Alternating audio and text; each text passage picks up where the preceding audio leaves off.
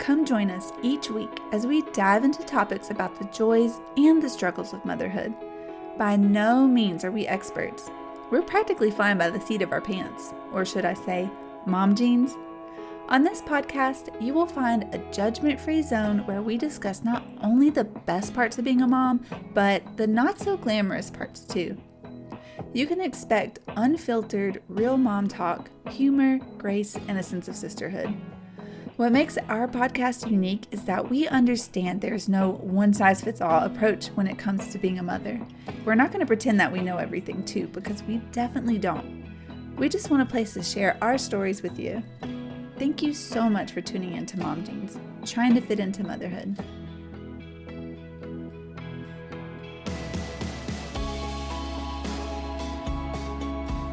Welcome back to Mom Jeans, the podcast. We, this week, are going to cover traveling with our kids since it's summertime, and typically this is a time that you travel with your kids, or you're getting ready to for the holidays, or you're intimidated by it.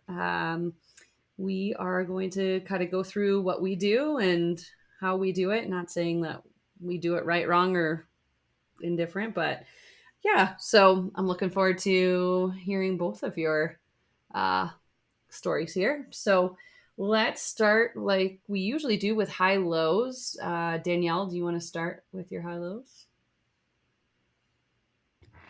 Sure. I'll start with my lows and end with positive. But we ended up back in urgent care for Weston's foot or leg. I don't know which one. So his leg, they said they didn't think it was fractured, but they did think his foot was fractured. So we took him back to orthopedic after they put him in a splint. And they said they didn't see a fracture in his foot either, but he wasn't bearing weight. Like he literally was walking down the hall, fell down, and then wouldn't get back up and bear weight. So that's just been kind of frustrating. It's like they can't see anything, but I know from personal experience, like when you sprain your foot or your ankle, it's like really painful if you move it the wrong way, and those muscles take a long time to heal. And I don't know if it's that. So they put him back in a splint, and then I had asked for a boot thinking he could walk better in that, but really he could walk better in the splint. The boot's nice because you can take it on and off for bath time and bedtime. But so that's been really frustrating, just not knowing kind of like what's wrong with him. But today I did take his boot off because it's making his foot look funny and his toes. I know that sounds bad, and he walks fine with a hobble. I mean, he walks like he is favoring it, but he was so happy to be running around. They told me to keep the boot on for 3 weeks, and that's like part of me is like I need to do that, and another part of me, he was so happy just to be able to walk, and he was just giggling. So I don't know if I'm adding to the injury, but it's just hard to find the right, I guess, do the right thing. So we're just kind of dealing with that. And then last week we talked about a chemical pregnancy, and that was confirmed. So that was kind of a bummer. But again, I feel like I'm doing a lot better this week, a lot more positive. I don't know. I kind of, again, I Google everything when I shouldn't, but it's just like some people, might grieve longer than others. And I felt like I was sad for a day and then kind of started to move forward. Definitely kind of bummed, but I don't know. It's like, is that normal that I'm not so upset as I was a few days ago? So that's kind of like, again, in my head, like, what's wrong with me? I guess that's kind of how I feel like. And I've just been really tired this week. And again, I don't know if it's my hormones just trying to balance back out, but just like this overwhelming, like, just exhausted, like tired. I've been going to bed super early. Today actually is the first day I've felt really good. So, just hoping to continue that trend. I just feel like I was kind of down and out the last week or so. And I'm trying to think of a positive. I guess that I feel better. That's my positive for the week. So excited for coming up. I have a momcation, I guess, planned at the end of the month. I'm meeting my sister in South Carolina in Myrtle Beach. So, and it's just going to be me. I'm flying there, and Ryan and Weston are going to have a son dad weekend, so that's going to be exciting. I'm definitely like a little guilty of feel like I feel a little guilty about it, but also I think it's really really needed just the way I've been feeling lately. I was even considering like should I go back to work? That's kind of like where I've been the past few weeks. I just think cuz a lot has been going on, but I think that's kind of normal being a stay-at-home mom to kind of have those feelings like I think I would be more stressed if I had to work then also uh, deal with a toddler with tantrums. But it's been a little rough. I will be honest, it's been rough. But enjoying the small wins that we get. Like I love when Weston gives me cuddles and hugs, and that makes up for all the other stuff. So yeah. Are you still coming to Phoenix? I'm thinking about coming to Phoenix in October. Yes. Okay. Also solo, but it'll be like a Thursday through Sunday. Nice. To kind of like get the feel of the area. I'm going to stay Right. with my friend. And so I couldn't remember when that was excited about slated to be. Nice. Well, that'll be great. Yeah. To have that trip Yeah. with your sister. Myrtle Beach is nice Yeah, too. I'm definitely excited. I like it there. I know. I love the beach. Yeah. So if I could live, that's why North Carolina's kind of on our, I swear, we're all over the place Yeah. with that. Now we're like, oh, North Carolina seems nice. But now my husband's putting in to try to make senior. And if he wants to make senior and then like get senior pay, he'll have to revoke his retirement, like, and then we stay a little longer. How much How do you feel about also that? might be. I think I'm okay with it. I thought I'd be like, yeah, I'm ready to be done, but I mean, $700 extra a month is kind of nice too. Yeah. So, because the pay increase goes up, and then retirement. But yeah, it'd be 18 months to 2 years Of being and then we staying in definitely would Montana. move somewhere new. Oh. No, we'd probably move, and then he'd probably could possibly deploy because he hasn't been on a deployment. Oh wow. They're usually 6 months to a year, depending. Oh wow. So if that's the case, I thought I'd split my time up maybe with his parents in Hawaii and my parents. Okay. And then maybe put our stuff in storage if that was the case. Yeah. So there's lots of. When will you We're know living about in limbo that? right now? I'm not sure.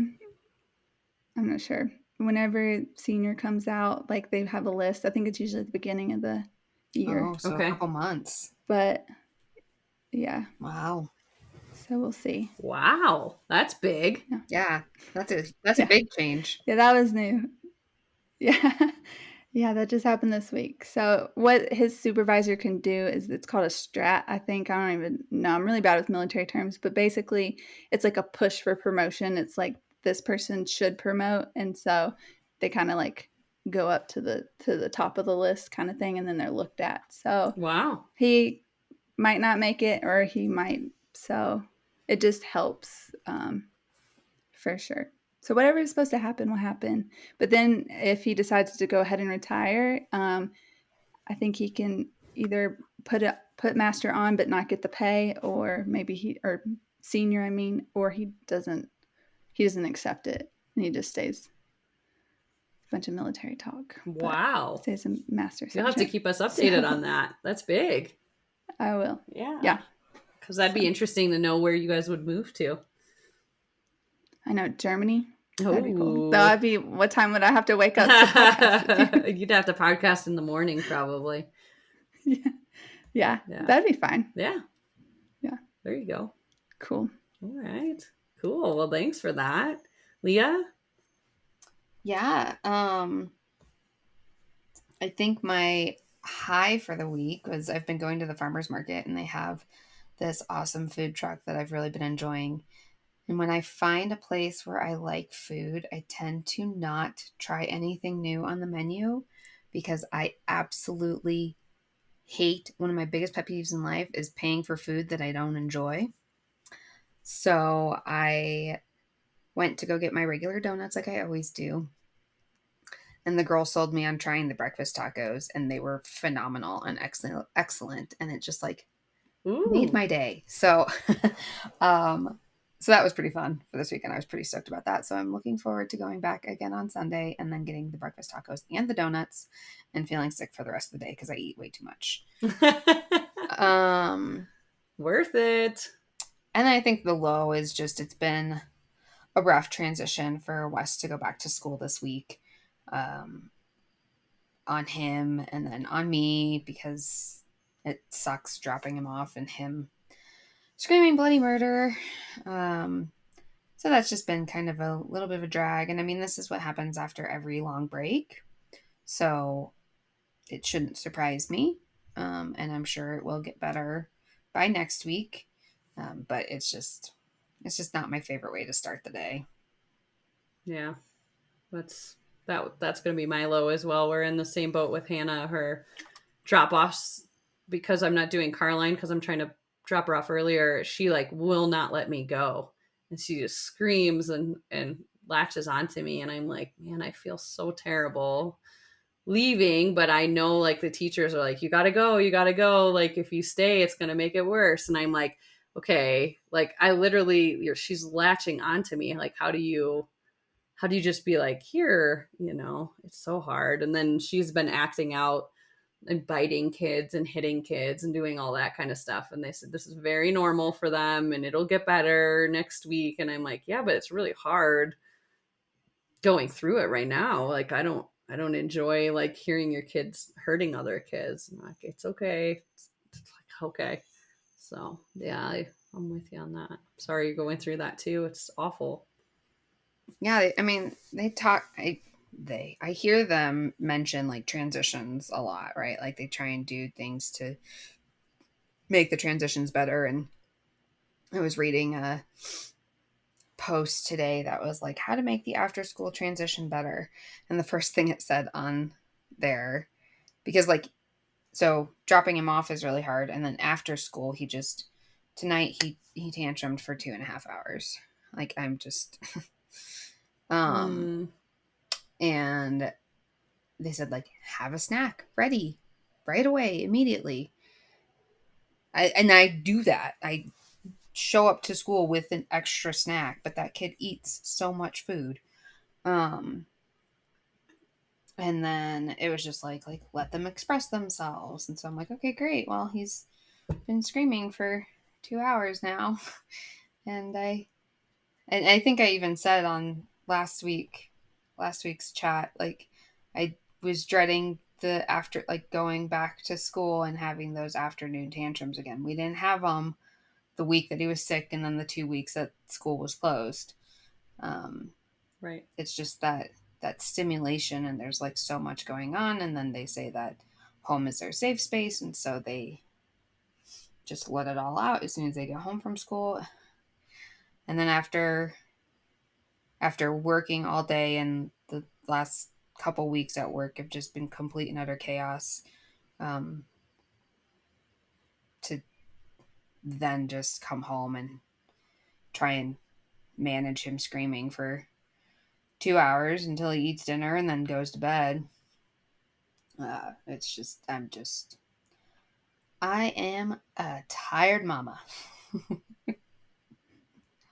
I'm sorry, Leah. I feel you on that. I will say, I don't know, this probably doesn't make it any better, but Weston is also the 2 hours a day tantrums. It's like I'm counting down the minutes that Ryan gets home.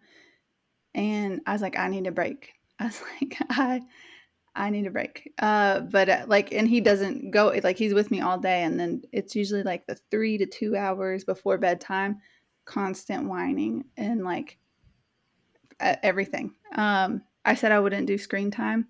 I put on Miss Rachel just so I can get a moment of silence while I cook dinner, or else he's like at my ankles, like just crying and wants me to pick him up. When I'm picking him up, he like wants down, like. So I feel you on the being tired about the tantrums. And I don't know if that makes any better, like, because he is home all day and he still has those, like, it might just be where they're at developmentally, but I know you said that he doesn't do that when he's home all day, which Weston does. Sometimes I just like going on play dates because he's a totally different child. Like, is quiet, will play with all the toys, and I just get like time to myself just to think and talk to other people. But it's just, I feel you there, like on the being tired. And I feel bad for like getting, like it gets under my skin. I hate to say that, but that's how I've been feeling, like just so overwhelmed and overtired.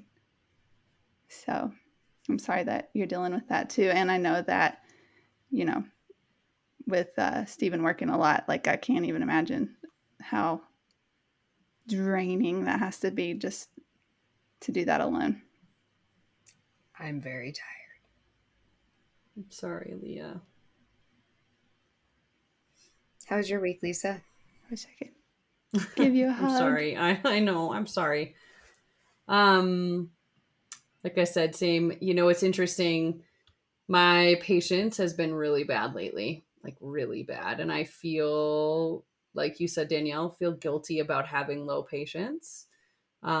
Usually that's, and not to bash my husband, usually that's his thing, is he gets really impatient. And I had a conversation with him of like, hey, this makes me really, I don't want our girls to be afraid of you. I don't want them to remember you, you know, snapping at them and that kind of stuff. So he's worked really hard on not doing that recently, or like if he's about to do that, he takes a step away and takes a deep breath. And that's awesome because I've needed him recently, because I've been the one who's wanted to do all of that. It's really testing my patience. Like Hannah is testing our patience. Like anytime we say no, she's absolutely going to do it because we said no, you know? And so it's like, I love her to death, but it's hard. It's really hard.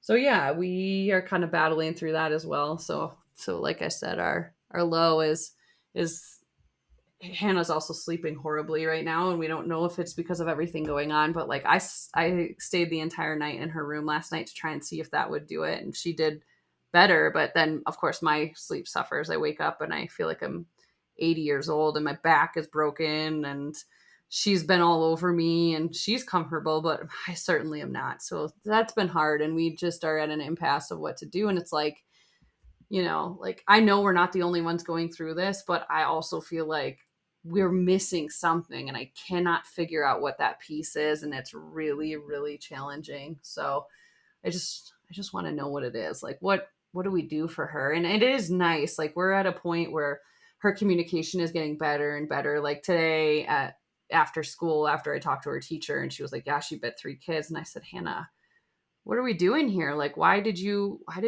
bite them? And she like listed off the names of the kids she bit, which I was like, okay, this is crazy. And then she told me exactly each one of them, why she bit them. And I was like, okay, like at least this is kind of nice. Whereas like back when she was, you know, Weston's age, it's like, you know, you don't know what's going on because they can't communicate, and they're frustrated that they can't communicate. And that's really hard for them. And I feel for them. So, you know, now it's trying to work through that. And I'm just at some point, I'm like, you know, I just need you to tell me why you can't sleep, because let's get it figured out. But, you know, I know what's going to be. It's going to be, I want to sleep with mommy and daddy, and I am just not into that. And that's a battle too. Like I was talking to another parent in Hannah's class, and she's like, oh, you guys are so strong for not letting her sleep in your bed. We just let him sleep in our bed because I don't want to deal with it. And I want to sleep. And I'm like, I get it.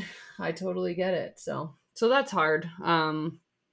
But you know how it is. It's like every stage you learn there are things that you'll get through and you'll feel like they took forever to get through. And then you're like, oh, that actually was like a blip on the radar. So, yeah, speaking, and then the other con is that we had Aubrey's 9-month appointment, and they told us she's behind in 3 different areas, and they're going to refer us to a physical therapist because she is not crawling yet. She's not pulling up on things, and she is not able to sit up on her own. We always put her into that. And like when they said it to me, I was like, oh, I of course got into tears and was like, oh my gosh, like this is bad, right? Like what did, you know, and I started to think about it and was talking to my mom recently, and she's like, could it be the fact that you hold her all the time? You don't give her those opportunities like you did Hannah. And I'm like, absolutely, but I'm not going to stop holding my baby. You know, like she's my last baby. I really enjoy holding her, and I'm having a hard time being like,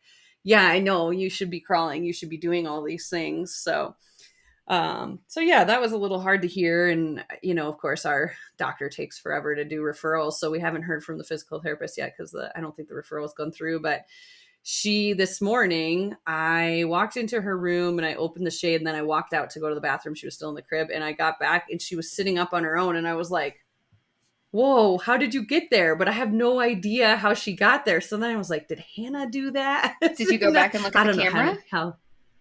No, because I don't know if it records. It does. Does it record? Yeah, the Nana. What? Oh, yeah. I didn't know that. Yeah. So I look at this all the time because we like to, we call it Weston's Around the World because we'll like put him in the bed this way. And then through the night, he like does a full rotation. So if you go to activity and then video history, so like you can see on mine, and it just has like this is all of it. So we just watch. Yeah. Oh my gosh. Well, you just blew my mind and I'm going to figure it out. I'm so excited. Oh my gosh. Okay. I'm going to look at that later, but I'm going to tell Brandon about that so he can watch it. That's awesome. Thank you, Leah. Yeah. Well, yeah. So that was a really exciting moment because I was like, okay, one thing, she's doing one thing and Brandon he's working with her now, like trying to get her to like pull herself up on things. And she like doesn't do it unprompted. Like he has to like put his hands out and like prompt her to kind of do it, but she does it. And she gets really excited when she stands up. So I'm hopeful, she's very, very small, which is weird because Hannah was very, very big. So it's like you see those charts and you're like, oh my goodness, like she's so small and that's okay. It's fine. It's whatever. Those numbers are whatever. But, it's almost like I wish she wouldn't give me those numbers. And if you told me there was a concern, just tell me there's a concern. But otherwise, just don't give me the numbers. It's better for my brain not to sit there and compare and be like, oh, well, Hannah was huge and Aubrey's tiny. And what does that mean? And blah, blah, blah, blah, blah.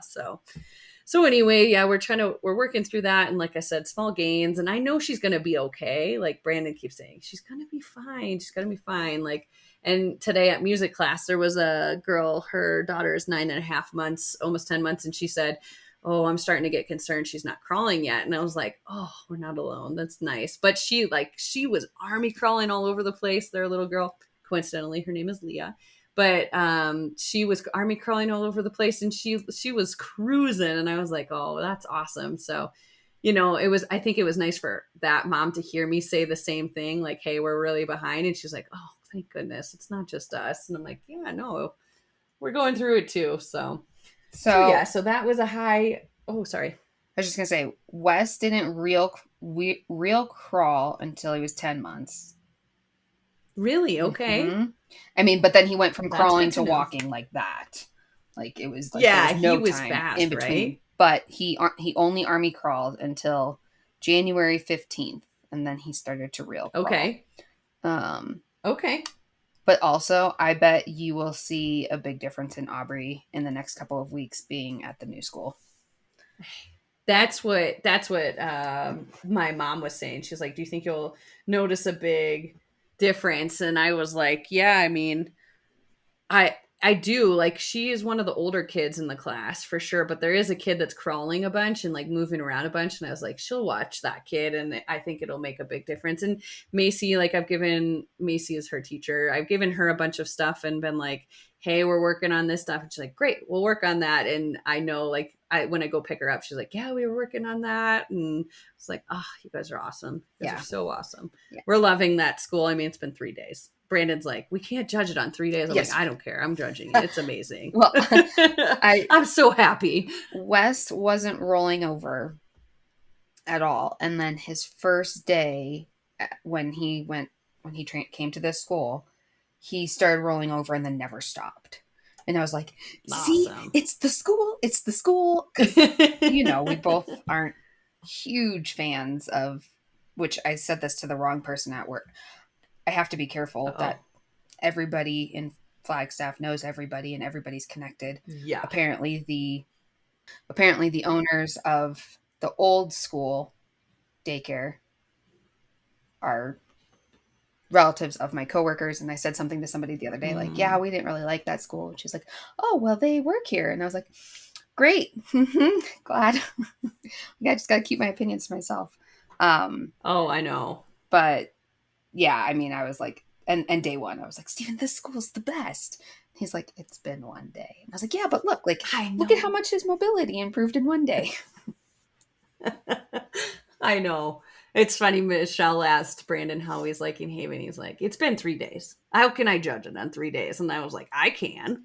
Like, I think it's awesome. But yeah, so that was really good. We also, let's see what else. Oh, so we talked about it last week, but we told Hannah that she can't move up to primary, the older class, until she's potty trained. And so we told her that if she wants to be in Oliver's class, her boyfriend, we call him, he got moved up. He's 3 months older than her. That she's going to need to be potty trained. And it was like a light clicked in her head, and she's been going to the bathroom every single time. Like, all of a sudden she'll just start going and running, and we're like, Hannah, you can't go outside. She'll go potty. And so she'll go sit on the potty, and she'll go potty, and we're like, this is incredible. We're so excited. And I think, Leah, you were the one talking about I don't know if it was your cousin or who, but they couldn't go to Disney without being potty trained or something, or couldn't meet Mickey or something. My cousin. And it is like, I was like, there's no way that works. It's been working for us. And I texted Oliver's mom, and I was like, this is amazing. Thank you for the motivation of him. So anyway, yeah, that's been a positive. And then we went camping this past weekend for one night, and like Brandon was dreading it so much because our last experiences with Hannah camping have been horrible. She doesn't sleep. She's up all night. We're up all night. She's crying. It's awful. So I was like mentally preparing. I was like, okay, this is going to be terrible. We're going to be miserable, but I really just want to spend time out in the woods, and we're going to try it. And we ended up with 2 different tents, intentionally to try and keep the girls apart from each other. And it was really funny because Brandon's like, all right, I set up our tent. He was going to sleep with Hannah, and I was going to sleep with Aubrey. And I was like, all right, let's get as far away as we can safely. So I want to say I'm not kidding you, like 100 yards away from them. We were so far away from them, so that, yeah, and it was great. It worked out so fantastic. So like, I put Aubrey down at her normal time in the tent, and she does her normal, like, crying for a little bit, and then she went down, and Brandon kept going to check on her. He's like, did something go eat her? Like, did the dingo eat my baby, kind of thing? And I was like, okay. So he was like hyper vigilant on that. And she did great. She woke up when I got back in the tent after we were done hanging out with Bryce and McKella, and making our s'mores. And she woke up, and she was awake for probably half an hour, just crying on me because she was mad that I woke her up. But after that, she slept all the way through the night. Granted, it was pretty warm. It was almost 60 degrees, which was wonderful. But yeah, I was like, oh, we can camp again. This is so exciting. So hopefully that encourages Brandon to want to keep going, because he does not. He like walks into this like, I don't want to do this until they're 10. I'm like, I'm not camping until they're 10. So anyway, yeah, those were our positives. Lots of highs, which was great. Lots of lows, which is not great, but part of the gig we signed up for, isn't it? So anyway, anything else you guys want to add before we jump into our main topic?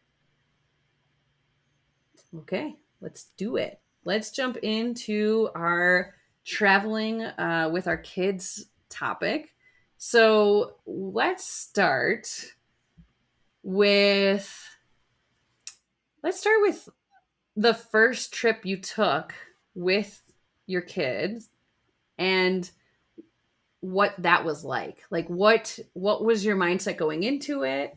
Where did you decide to go? How far was it? And, the whole rigmarole with it. Leah, do you want to start? So I think the first trip we did was camping in Colorado.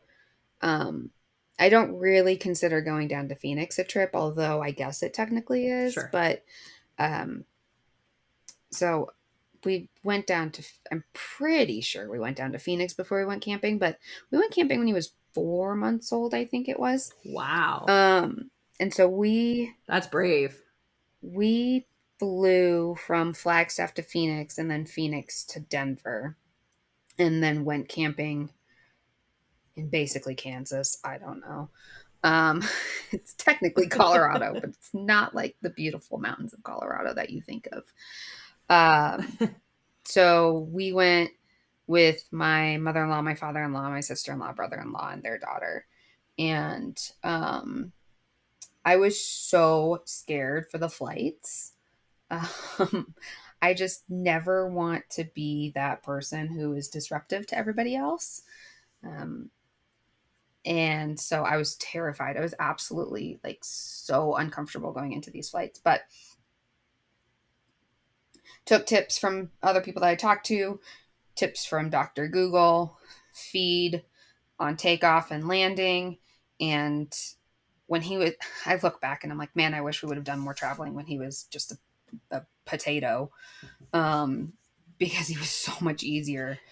And yeah, I mean, like Wes, I think on those first flights, he cried for 5 minutes, maybe 10, and then fell asleep and then woke up. I mean, Flag to Phoenix is like you go up and you go down, and then even Phoenix to Denver is a pretty short flight. So it's not like those were huge, super challenges. But we went to Denver a couple times while he was still, I don't know, how long? I guess baby, I don't know. Are we considering like before 1 year old? Yeah. So I say potato stage and then like human stage. So while he was still a potato, we went to Colorado a couple times, did that flight, and those were fine. And then after that, we went to California the beginning of this year. Also, again, a very short, very easy flight. I think for that one, the difficult part for us was entertainment at the airport. Moving sidewalks have been lifesavers for us. Yes. Walking the wrong direction. I saw that on TikTok or YouTube or Facebook or something. And I was like, oh, let's try this out. And so before that, the first time that we were flying to California, we went and did that for sure. I'm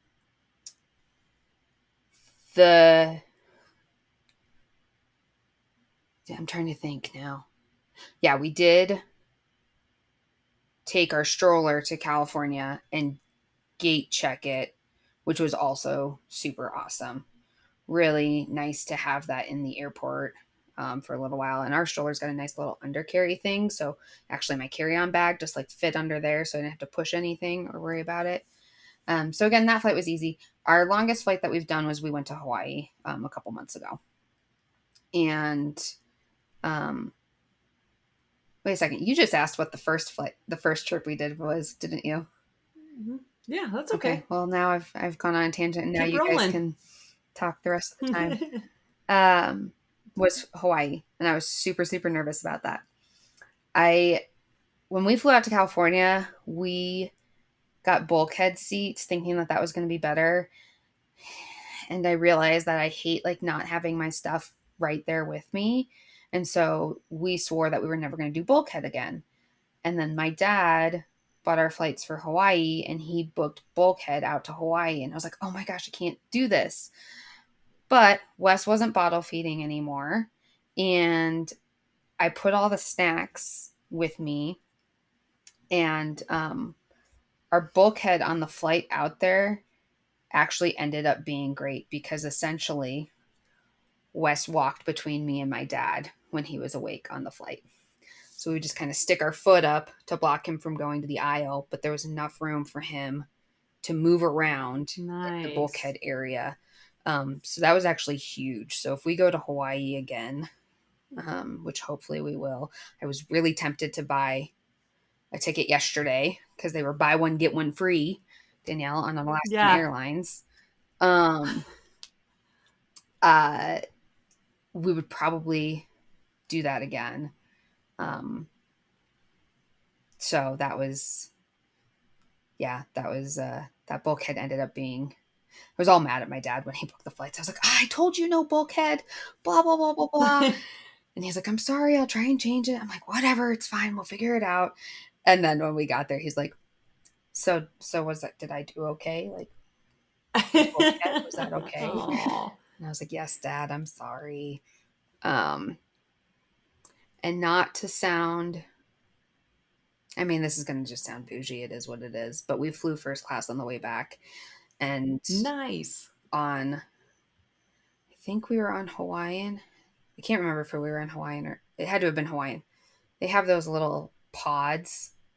And so I just Nice. closed the door, and Wesson had a ton of room to move around and play. And he slept for 45 minutes on the way there, 45 minutes on the way back, and then just played the whole time. So it wasn't. Leah, has he always flown lap child? Has he flown in his own seat yet?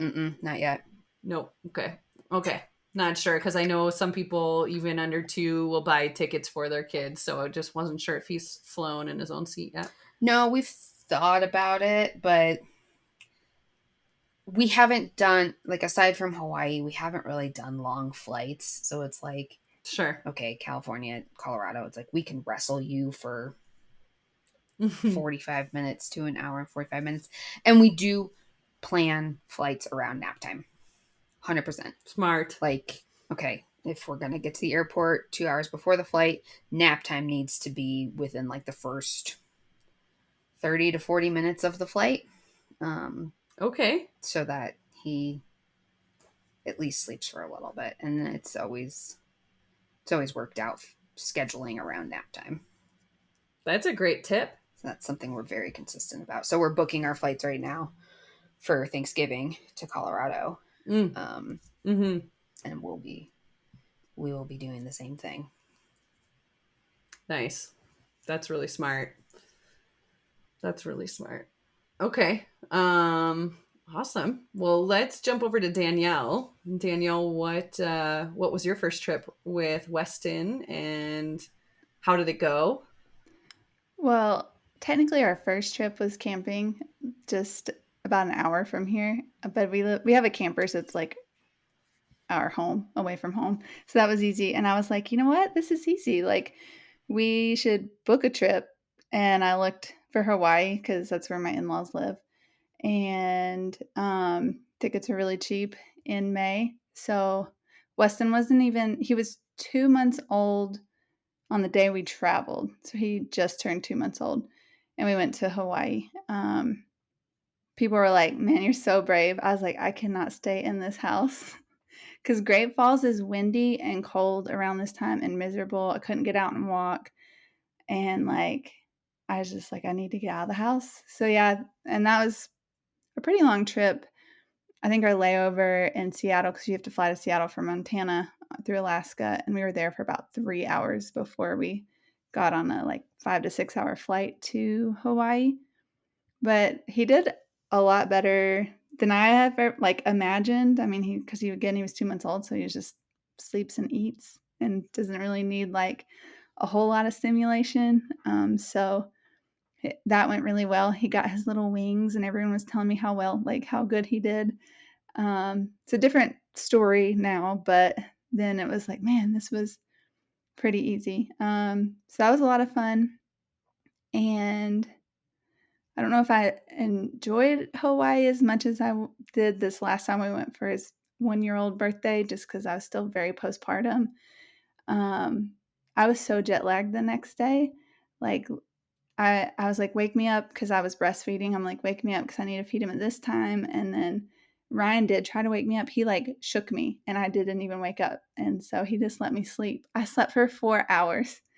And I'm a light sleeper, so for him to like shake me and I didn't wake up, that's how exhausted I was.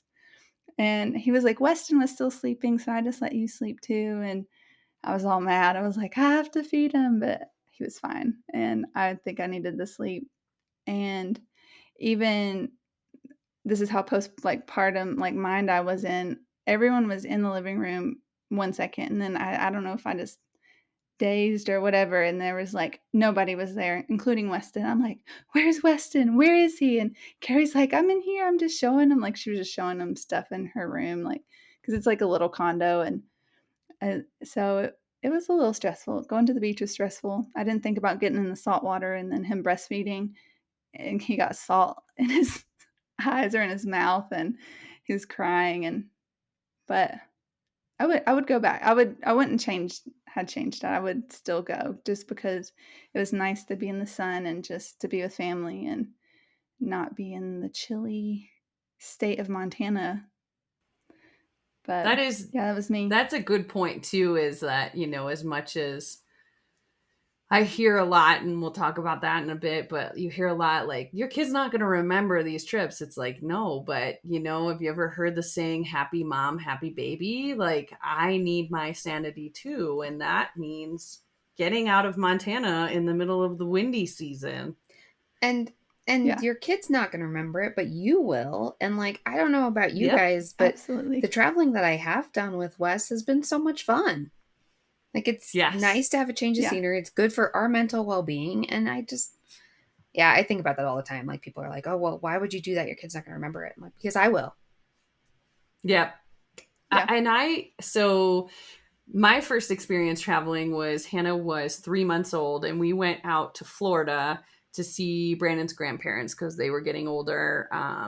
And we wanted them to meet Hannah and what have you. But I will tell you, like, I think I was kind of, I have a bit of an ego, and I have a bit of a I can do anything mentality. And so I was like, we're going to do this, and this is going to, and same thing, we did the feed on the way up and down for their ears to make sure their ears don't, pop and then they can't get them unpopped or whatever. That's not the point. So anyway, we got to Florida, and I, in my mind, was like, this is a trip without a kid. Like, we're going to do all the things we want to do. And we were only with his grandparents for, I think it was like 4 days or something like that. And we never made it to the beach, and they were in Naples, and I'm not kidding you. It could have taken us 10 minutes to get to the beach, barely anything. We had a rental car, everything, and we never made it to the beach. And we left that trip, and I was devastated because I want to see the beach. If I'm close to the beach, get me to the beach. I need the water. The water is a very calming thing for me. And from then on, like, I cried to Brandon when we got home and was like, that was not at all what I was expecting. I'm so bummed. I'm so frustrated. And he kind of had that conversation with me of like, Lisa, like, we don't have that freedom to do whatever it is we want to do anymore. We have a child. We need to keep her first priority. She's 3 months old. Like, we'll get back to being able to do these things eventually, but let's appreciate the fact that she's our priority. So I think that kind of hit my mindset of like, I need to change my mindset for all of our future trips and have lower expectations of what's going to happen. So flights wise, she did great. I have this picture, and I think a lot of people would look at this picture and look like it's really creepy, but I think it's the cutest. She was laying across Brandon's lap, and she had her head back, and she was like totally zonked out on the flight, and she looks like a little alien. I love it. I just love that picture. It was my screensaver for the longest time, but she did great. She did so great on those flights. The same thing that Leah said. It was a lot easier when she was potato stage, because it's hard. It's harder now that, when she got mobile and everything like that. So yeah, so I think that first trip was a great eye opener for me. It was challenging in many ways. And like Leah said, like, game changer for us was having the stroller. Like, the stroller, gate checking that stroller was so necessary for us. It was awesome. Like, if you haven't traveled with your kids before and they have a lap child, you do get one free item that gets to be gate checked. And that can be, I think it's like, don't quote me on this, and it has to do with the airline, but either a stroller, car seat, or I think even a pack and play, something like along those lines. So what we did is we did the stroller with the car seat attachment on it. So we kind of did the 2 for 1, and it was all considered the stroller for them because it was all one part. Also, so I remember I was like, I know we went on a trip without a stroller and it was miserable. It was when we went to Colorado for Christmas last year. And we didn't take the stroller because we were going to stay with my in-laws, and they had a stroller, and we're like, that's fine. We won't need it. And it was like being in the airport without the stroller was absolutely miserable. It was terrible. Yeah. But the other pro tip is that I bought this $15 bag off Amazon that's now survived like 8 flights. So I've gotten my money's worth out of it. But it's a giant stroller bag that I put the stroller in when I gate check it. And you can fit a bunch of other stuff in that bag. Yes. Yes. Oh, we have the big car seat bag. Yeah. Same thing. And we put in like sleeves of diapers and, blankets, and stuffed wipes animals, and yes, everything. that's a good hack. That's a good hack. Good one, Leah. Yeah, we put our hiking backpack into the stroller bag, or sorry, the car seat bag that we check at the counter. And with a bunch, diapers, all the things. So I was like, I asked, I'm like, is this okay? And they're like, if it fits in the bag. Yeah. Okay. Yeah, So I don't even ask them. anymore, and they don't say anything. Nope. I second that. We have flown without the stroller, and even if you're not going to need it, it is such a game changer for the airport. So we, on our latest trip, since we have the 2 girls, we didn't want to bring the big stroller to Europe knowing like we were going to be on cobblestone and bad stuff. So we bought like a cheap like lay down stroller, so one of them could be laying down at a time, and that was good. Wasn't great because only one of them could be in it, but I'm with you on that completely. I would keep going with the stroller as long as you can. Absolutely. And I'm going to add to that, because I did the big stroller with the car seat the first time that we traveled with him, but after that I got the Metro Compact City Stroller by Ergo Baby. Okay. And it also lays flat, and it also has, if you have an infant, like it does a little bassinet thing where it lifts up, or kind of like keeps them enclosed. But I use that for Weston, and it's very small, and technically I think it could fit over, but I just always check it because it is a little bulky. So I gate check it and then get it at the plane. But he's taken mini naps. It helps when those like really long layovers, for sure. The basket isn't as big. That's the only downfall. Yep, same with our little guy, our little stroller. That was such a bummer. Like I couldn't even get Hannah's backpack in there, and her backpack is like teeny tiny. I was so frustrated. I was like, I miss all that storage. But we took our big stroller to Europe the first time we went, and they are not used to that big of strollers, and they damaged the heck out of it. Like tons of gashes in the like the leather strapping and stuff like that. And we were like, yeah, if you're gonna do that with that big and nice of a stroller, get a stroller bag for sure. I wish we would have done that. So that was a bummer for us for sure. But yeah, so that was our first one. What I guess we can talk about our pros and our cons of traveling with our kids, especially doing it when they're so young. I mean, we addressed this a little bit, but like Leah's heard, I've heard, Danielle's heard, your kids aren't going to remember it. So why do you travel with your kids being as young as you do? What are the pros and cons of it? Leah? I don't see any cons. It's not easy, but traveling by yourself as a grown adult isn't always easy. Like I don't ever go into traveling expecting it to like be 100% smooth sailing and easy peasy lemon squeezy. I literally like don't see any cons to it. I think for us, it offers us the opportunity to spend more time with family than we would be able to otherwise. None of our family lives here, so we have to travel. And so it's fun. And even if they don't remember it, we remember it. Our family that gets to spend time with Wes remembers it. We get some great photos out of it. And I think it's fun. I wish we would have taken advantage of it more when he was a baked potato. Like, just so much easier than a Tyrannosaurus Rex.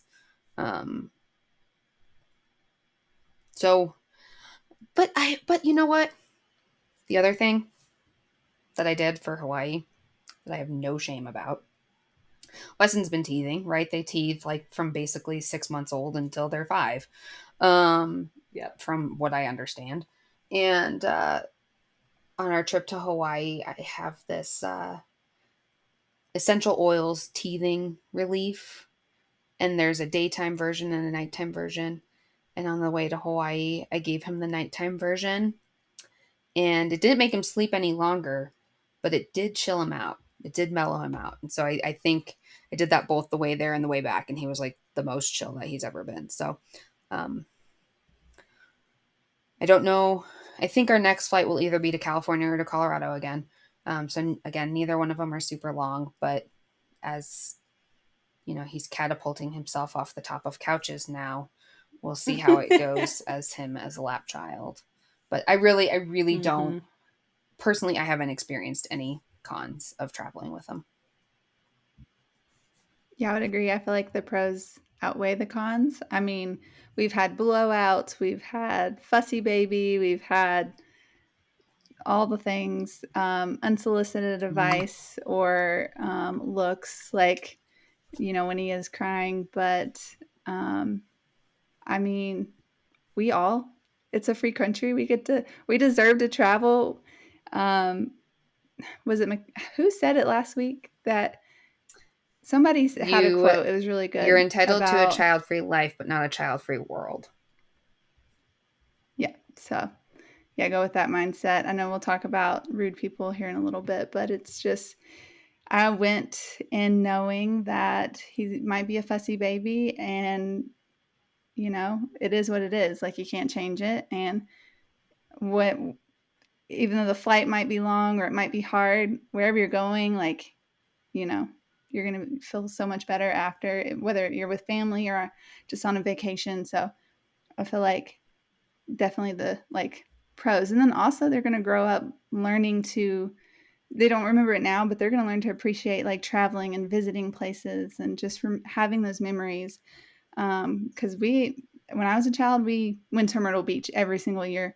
We didn't get on a plane. We didn't travel. We didn't go to all these really cool places. And so I hope like Weston has a different experience. I got to experience that more in my late teens, early 20s, and now. And so I feel like Weston has traveled more places than I ever have before I was the age of 20. So I just hope he grows up with that sense of adventure. And so. Absolutely. I like that a lot. I think I agree with you, Danielle. I didn't grow up traveling much. Like, if we traveled, it was for my brother's hockey tournaments, and we were going to Detroit. And no knock on Detroit, because my husband is from that area, but but it's Detroit. It isn't exactly. It's Detroit, and or like Toronto, or and they were great places. Don't get me wrong, but it wasn't like the cultural experiences that were different than mine, or any of that. So yeah, I mean, I definitely agree with you guys. Like, and I'll say this in this, I played golf today. And I was talking to a few of the ladies that I was playing with, and they're like, that is so awesome that you get out and you do something for yourself, and it's very important to do that, to keep your sanity and to keep being the best mom that you can be based on being happy. And that's the huge pros for me for traveling and putting up with some of the challenges that you come with. And I agree with you guys. Like, as much as you can say cons, I wouldn't call them cons, right? Like, they're challenging, but they're something that's necessary, right? Like, yes, it's hard. It can be hard. It can be hard traveling when you have a crying, screaming baby, and that's not fun. But then when you get to the location, it's like you almost forget it, right? Like, it's like, yeah, I mean, it wasn't my favorite, and I can think about it. If somebody were to ask me, hey, how were the flights, I'd be like, oh, not the best, but it was such a short period of time, like, whatever. So the pros are definitely my sanity, my happiness. My kids see me happy. They're happy if I'm smiling, for the most part. They still have their tantrums and cry and scream and do their thing, but they get to see new experiences too. And like, I can remember the first time Hannah saw the ocean, and she was like giggling when the waves would come up, and you would just be like, oh, my heart's like, it's such a weird concept to her because we don't live around that. But it was such a cool, and that was one of the things I said at the baby shower that was thrown for me for Hannah, was like, it was so, I've always wanted to experience things for the first time again with them. So for her to see a bunch of the things that she got to experience on our travels has been incredible and totally the best for me. So those are huge pros, I think, of that. So yeah. So anyway, let's see. Where have you, we've talked a little bit, Leah, you've traveled to Colorado, California, Kansas-ish, Hawaii, is there anything anywhere else in there that you guys have? I'm trying to think of where, did you go to Mexico with Weston yet or no? No, we haven't gone to Mexico yet. We Okay. were gonna go in November, but it looks like we're gonna go to California instead. Oh, nice. So I don't know. Danielle put this on your agenda for the end of July next year, but we were talking about like, let's do a group trip to a resort Yep. that has a kids club when school is closed next summer for 2 weeks. Yes. So Let's do it. Yes. Does Beaches do that? some of them do. Trust me, I did a deep dive because that's what we were supposed to do for our trip in November. I did a deep dive into all of these resorts in Mexico. Lisa, yes, I know there's at least one or two in Hawaii. I mean, I'm biased. I want to go to the Disney resort if we're going to do that. But In. But yeah, Signed up. there's a ton of places because that's kind of how we grew up traveling. Was we did timeshare a lot, and all of Really? My dad has like Cool. 6 or 7 timeshares, and a lot of those places all had like kids clubs and stuff. So we always had a great time because there was activities and crafts and games and things of that sorts to keep us entertained. And my parents would just pass us off. So outside of timeshare travel, Disney World, and our beach house in Michigan, we didn't go anywhere else. So I don't feel like I experienced a lot of travel growing up either, like you guys. But I am I know it's weird because timeshares are like so sketchy for most people, but my dad's had some really, really nice timeshares, and I'm a huge fan of them. I love having a full kitchen. I love having activities to do, and I love being right on the beach. So if you get the right ones, they're pretty good. But yeah, so that was a total tangent. But yeah, Danielle, mark your calendars. End of next July. Yep. We're Yeah, gonna send I'll all be the there. kids. Yes. Do you guys do cruises? We'll Are be you there. guys fans of cruises? We've done one cruise. I just feel like after COVID, cruises kind of freak me out because like people got stuck on a boat. And then also the one cruise I did have a really bad sinus infection when I came back. Oh. But it was really fun because I mean, you don't have, it's like a moving hotel. You don't have to go anywhere until you get to where you're going, basically. So I think I've we could do it again. only been on one cruise, and I was in, I want to say 6th or 7th grade, and I went with my friend's family. And exactly like you said, Leah, they would just pass us off into the kids area, and we had a blast. I also think I consumed about 30 hot dogs in 5 days because the free food, I was like, give me all the hot dogs and chocolate, and I can eat this at 2 a.m. This is incredible. I loved it. So yeah, that was really cool. I would definitely be down to do a cruise again. So yeah. So Danielle, sorry, go ahead. Oh no, I was gonna say I've never done a cruise, and I don't know if I've shared it or not before, but I have like the worst case of motion sickness of anyone you've ever met. Oh no. And my husband took me on a boat the day that he was proposing to me, and I spent the whole day puking my brains out. So I'm terrified to be stuck on a boat. But it sounds like a good, easy family thing to do, right? Like I've never desired. I've had literally less than 0 desire to go on a cruise my entire life because of my motion sickness, and because I'm just like, if I'm going to go travel somewhere, I really want to experience it. Yeah. But now I'm like starting to think like, it sounds like a good, easy, could be fun thing to do with Tyrannosaurus Rex toddlers running around. I will say I feel like the pools were Mm. always crowded. I don't think we swam a lot in the pools. It is a lot of Yeah. people in one place, but it was fun. There's definitely pros and cons to it. I would rather go to resort because we went to Sandals for our honeymoon, and it was really nice. And so if beaches or something like that is like very similar with the kids, I'd be down. I don't think I've ever been to an But all-inclusive. yeah, it was fun, and it was our honeymoon, so we splurged and Nice. got a butler, and we had this old Ooh. Nokia phone, and we just called him like our drug dealer to bring us some pina coladas, That's some mojitos, amazing. Where did you or go? empanadas. Was that in Mexico? Sandals in Jamaica. Oh, Jamaica. Jamaica. But they have them all over, Yeah. in like the Caribbean area. But yeah, we were in Negril. Okay. Very cool. Yeah. I had Yeah, never done it an was fun. all-inclusive until Stephen and I got married, and we did Sandals for our honeymoon as well. Nice. And now I'm also a big fan of all-inclusives. Yeah. Yeah. They sound awesome. And they're pretty nice and easy. Yeah. Yeah. Okay, so Danielle, where have you traveled with Weston? So we've been to Hawaii twice. We've been to California. We've been to Flagstaff. So we drove to Flagstaff. That was very unfortunate. We drove through Idaho and Utah, and we stopped in Utah. And I will tell you this story just so people know. Make sure you stop more than you just stop at least every 2 hours, and to make sure your car seat is. We had this new car seat, and I didn't recline it far enough, so he was kind of like maybe sitting up too much. And when I got him out, his head was like down, and he wasn't lifting it up. But he was like, he could sit up at this point. And when we went to Flagstaff, he started to crawl. But it's like his neck muscle was tired, and I felt bad. I'm like, do we have to take him to the hospital? He's not lifting his neck. But he was still happy. But he was sitting there with his head on the bed. Oh.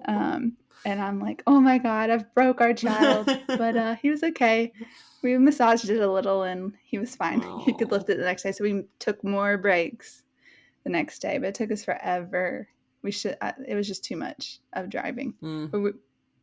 My husband was camping and hunting, so we brought our camper. I should have just flown. It was too much. And then we've been to Virginia a couple times because that's where I'm from and my family lives. And we just recently went to Maryland for my cousin's retirement, and then also Virginia. And I mean, we've been to North Carolina just because my hometown is on the border of North Carolina. So we've just driven across. And that's about it. We are going to Banff, Canada, and Calgary, Canada next month with my in-laws. Nice. They're coming out. And so Weston has his baby passport. And so it'll be his first time international. Nice. So that's going to be fun. That's about a 5-hour drive. That all it is? So, that's awesome. Yeah. Oh, I'm so envious. My gosh, Brandon and I went there on a trip without kids. When Hannah, I don't know how old she was, 10 months, maybe, no, 14 months, something like that. Such a beautiful place. Such a beautiful that's place. Cool. Send me the to-do list. Yeah, well, we went in the winter, so it was a little bit different, but yeah. Oh, that's going to be cool. Yeah. I'm envious. Yeah, we're excited. So we have our Airbnb booked, and my in-laws are very excited. I'm like, bring your passport. That's awesome. How cool. Yeah. That's going to be great. Yeah, so we've been super fortunate and have traveled a good amount. My in-laws have I don't know if I would call it a timeshare, but it's kind of a timeshare in Jackson, Wyoming. So we go skiing there every winter, that was Aubrey's first flight, and she did great too. And again, super privileged. My father-in-law has really good benefits with Delta and got us upgraded to first class. And I was like, oh gosh, that makes me so nervous having a kid in first class. She did great. Even, and we'll talk about this later, a lady walked up and she was like, are you kidding me? 2 kids in first class? Are you kidding me? And I was like, what do you want me to say? Oh, let me go trade with somebody and coach? I'm not doing that. So she was at the end of the flight. Neither of the kids made a peep. They slept the whole time. It was awesome. She got up and she turned to her husband. She's like, I was wrong. Those kids were great. And I was like, yeah, lady, eat your words, please. That was so even if they weren't. Yeah. Wes has flown first class more than Steven. He's flown first class quite a few times because I have good status with the airline. But it doesn't matter, even if they're not good, right? Right. I know. I don't know how you kept your mouth shut and not responding to that. I literally was like I'm joking. No, I'm not kidding. Yeah. I'm just holding this seat until the real people come sit here. Like, ridiculous. But yeah, so we've been to Jackson, we've been to Michigan, Wisconsin, Illinois, the Florida, but the big ones, we took Hannah to France. We went to Nice and Monaco when she was I want to say she was about 16 months at that point. And what happened was Brandon was on a work trip in Belgium. So I was like, all right, Hannah and I will fly out and meet you after your trip. And that was rough. Our flight was from Phoenix to London, so 10-hour flight, and she cried. If we sat down, she cried so much. So we just roamed the aisles. We were in the bathroom for probably 2 hours of the flight, like just trying to keep her busy and trying to move. And there was there was this very sweet woman who her daughter was like a year older than Hannah, and she's like, I have an open seat next to me, why don't you trade seats with me, I'll take your seat. And I had like a terrible seat, like a middle seat. She took it for us, and then we got the extra seat next to open next to us. We were so lucky for her. But same thing, like we're jumping all over on these questions, but she kept being like, oh, I can give you my phone for CoComelon, you can watch CoComelon. And I was like, no, it's fine. Like, we don't do that. Like, she wouldn't even pay attention at that point. She wouldn't have paid attention to any videos or anything like that. So I was like, that's very sweet of you. But like those flights on the way to Europe, everybody volunteered to hold her. Like, all of these people were like, let me give you a break for a minute. And I was like, I'm not putting my child on you. Like, I feel terrible that you would have to hear this girl screaming in your ear. And everybody was so, so sweet. I was so lucky. And but anyway, we did that. And then we just a couple of weeks ago got back from Scotland and Italy, and Aubrey was the one who could not be consoled. She just cried a lot. So that was hard, but worth it. Totally worth it. The time while we were there, the 2 weeks while we were there, were incredible. We had such a great time, and I wouldn't take it back for that. But I also went into it with the mindset that it was going to be horrible, and we were going to have 2 screaming horrible kids, and we only had 1. So it was like a win for us, really. I think that's the point, though, right? Is you have to let go of any expectation and prepare for the worst. Yes. Like, straight up, just prepare for the worst and hope for the best. But like, focus on that preparing for the worst. I agree. That is a total tip I would give to everybody with traveling with kids, is completely expect for the worst and also try to prepare for the worst. Like, if you know that your kid, whatever it is, like, and this is also goes along with, and we can get into this at some point, like family and how we handle family parenting our kids differently than we would. We, on the way to Europe, let Hannah do screen time. We let her watch videos, and because we don't watch videos a lot, her attention span is like 0. Like, we bought her headphones. We tried to get her super excited about these headphones and listening to songs and watching these videos, and she would like, I don't want the headphones on, but she wanted to watch the video. So she's watching the video without sound, and she's like, what's happening? It's like, well, if you put your headphones on, you'll know what's happening. But like those kinds of things, or like snacks that you usually like don't allow them to have, or don't like use in excess. Like, we buy those little like yogurt chip thingies that you can get in the bags from, I don't remember who makes those, but yeah, like Hannah loves those. And like, they're not intended for kids her age because they're not very filling. They're not very substancy, but she loves them and she thinks they're a treat. So we're like, all right, we'll buy those for flights. And like, we have certain things that are really like designated for flights, so that she knows when we're going on flights, she's going to get these things, and she gets really excited. Like, she's obsessed with Somewhere Over the Rainbow by, I don't know Israel, how to say his name. He's Hawaiian. Yes. She's obsessed with him. So she'll ask for him all the time. Mommy, put Iz on. Or when Iz comes on, like, I'll like wait for a few seconds to see if she can say it. She's like, is, and she gets so excited. So we play is for her on the flights, and Barbara Ann by the Beach Boys she's obsessed with. So we try to like, I mean, not that we don't play those at home, but we try to really like make things that are really special on flights for them, you know, so that they know that like certain special things that they don't get to do at home, they'll get to do on the flights. Yeah, that's a good tip that I got when Wes was younger too. Like, have special things for travel that you don't bring out any other time. Wes's thing is those crunchy snap peas. Oh, that's awesome. So I literally buy a bag for each flight, and just like he'll just sit there, and again, they're not like super nutritious, but they're also not bad for you. So I'm like, whatever, it keeps. And then we've got like a little busy board for him that we take. Yes. On those flights, but yeah. Yeah, we have one of those too. The busy board's great. I mean, it was for Hannah, she didn't really grasp it, but she still liked to look at the things and do those kinds of things, which was really cool. So yeah, doing like certain toys. Like, so my aunt, very cool throwback to when I was a kid, we had highlight magazines. Oh, yeah.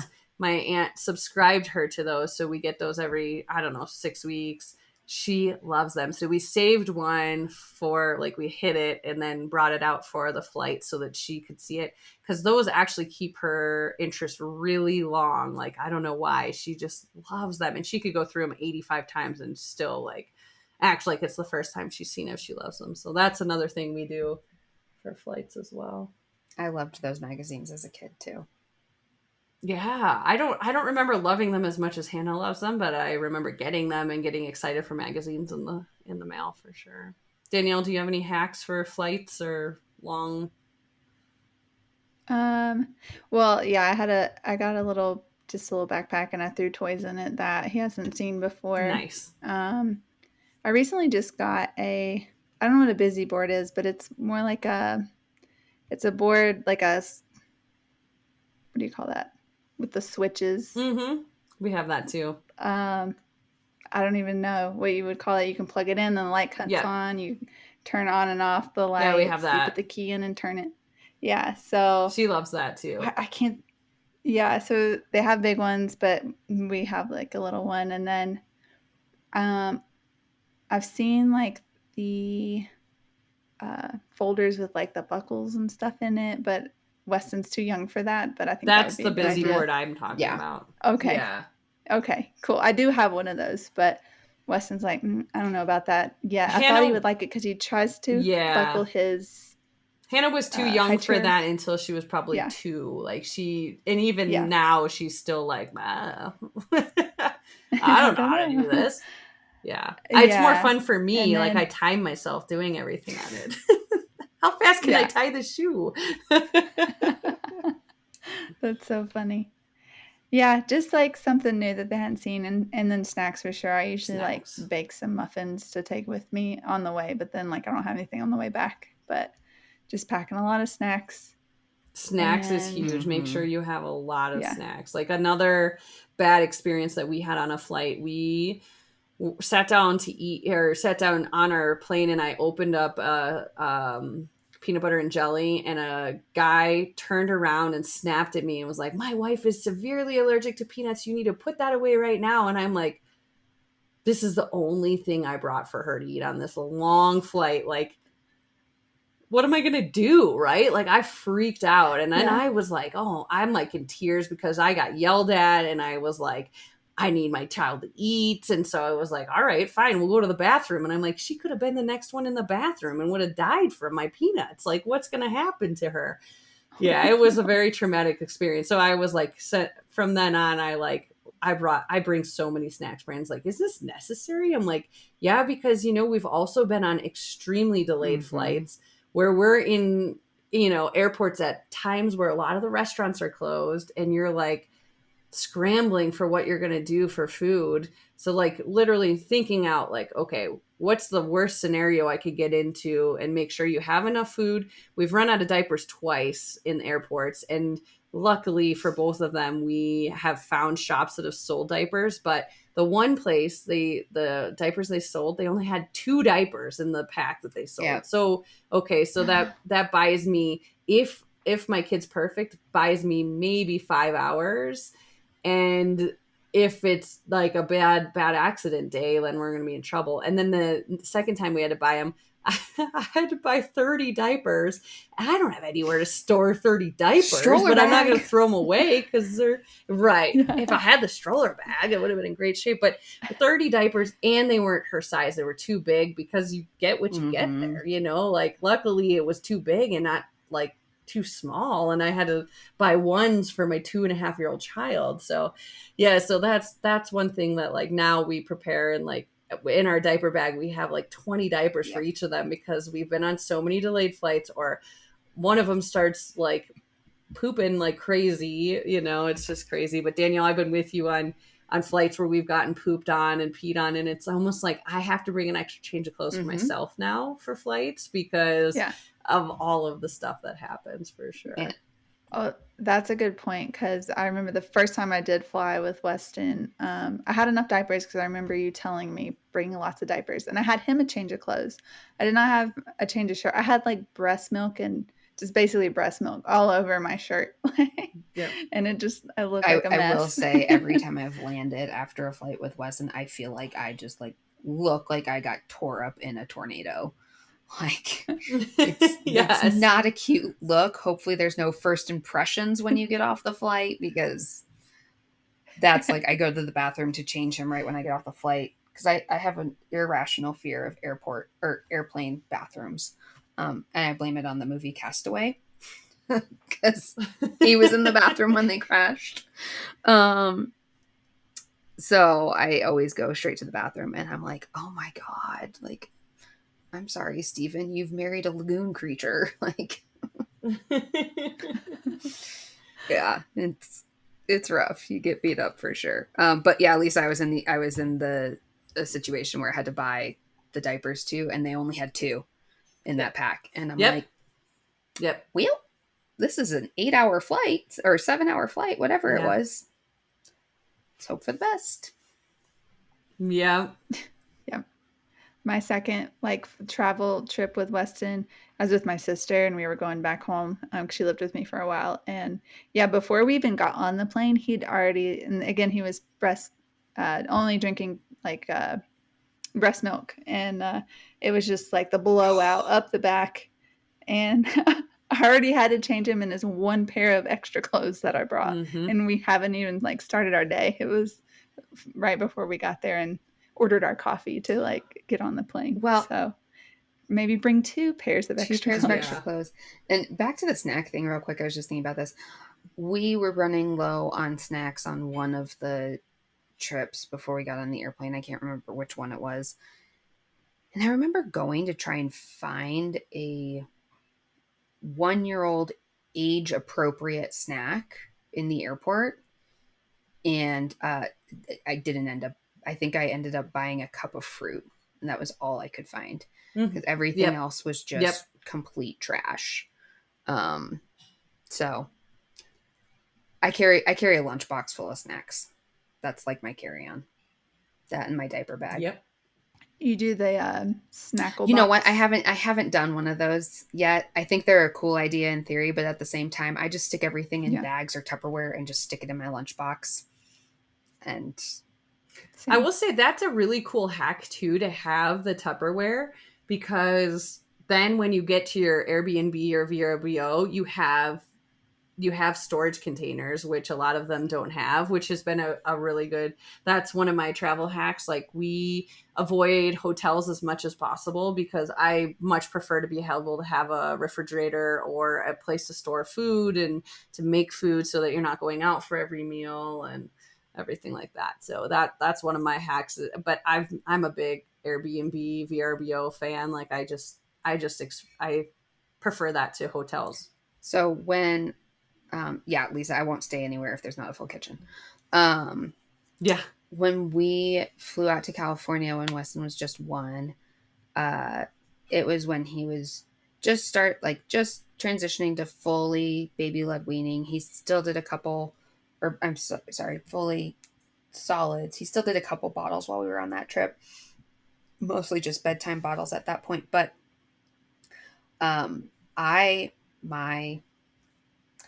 favorite hack for baby-led weaning and feeding toddlers is bulk prep and then portion it out and freezer store it. We've got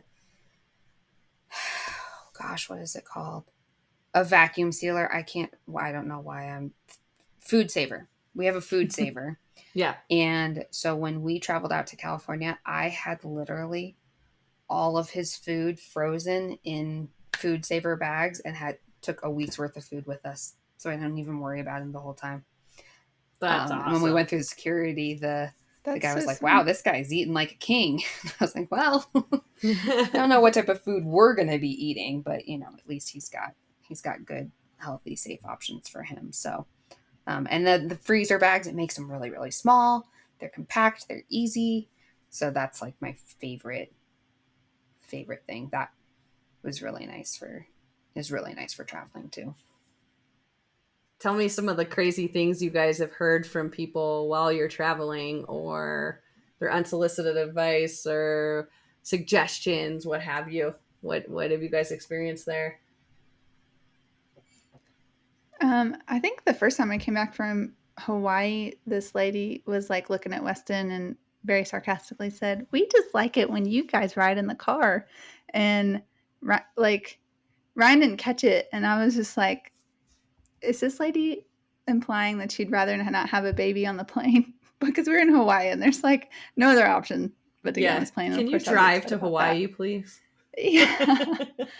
And I've had people say just like, "Oh, well, like he didn't cry like I expected him to," or like, he did really good, which I know, thank you. But no, I think the one that stands out the most is the last trip we took. Where were we? We were coming back, I think from Maryland, or we were coming back from California. It's one of the trips that we took in July. And this guy was sitting like adjacent from us, and Weston was crying, and it was late. It was his bedtime, and because sometimes I can't especially when I'm going to the East Coast, it's hard to schedule a flight around his bedtime or his nap time. And then so he was fighting it, and he would not go down and to sleep, and he was just kind of whiny, and he doesn't have the Passy anymore either. I will say when we took the Passy away, made traveling a lot harder, because when we traveled with the Passy, we'd give it to him and he would fall asleep. But so now it's different. So he just kept staring. He kept looking back at Weston and just like looking angry. I was like, I swear if he looks at me, he looked at me once and I smiled. I was like, if he looks back here again, I think I'm going to flip him off. And that's what I told Ryan. I was like, I dare him to look back here. Just because the looks he was giving, he felt angry. Or I shouldn't say this. I mean, he was wearing his mask and he kept really pressing it hard, like he was going to get some disease from Weston. I mean, we're living in 2024 now. Like, you don't have to wear the mask anymore. But if you want to, that's fine. But he just, because, Weston, I feel like sneezes a lot when we're on the plane. So does everybody else. And I'm like, oh, God. Yeah. And so he's just like mad and like he's just moving and he kept looking. And I'm like, dude, like, I'm sorry. There's like nothing. I don't know. Like, find a new seat. I don't know why it made me so mad. I think I like that. Like, we live in a time that you can have noise cancellation headphones, like the ones right here I have on my head, and you don't have to hear the babies if you don't want to. So just spend the extra money, or spend the money, because I'm not up in first class with you guys. I'm back in economy. With the peasants. With the peasants. That's me. Yeah, but splurge a little, get a little the noise cancellation headphones, and tune them out. Yeah, because that's what I used to do before. Right, that's just it. Like, if you know that that there's the potential for something to bother you in any aspect of your life, be proactive, and just like find your own individual solution.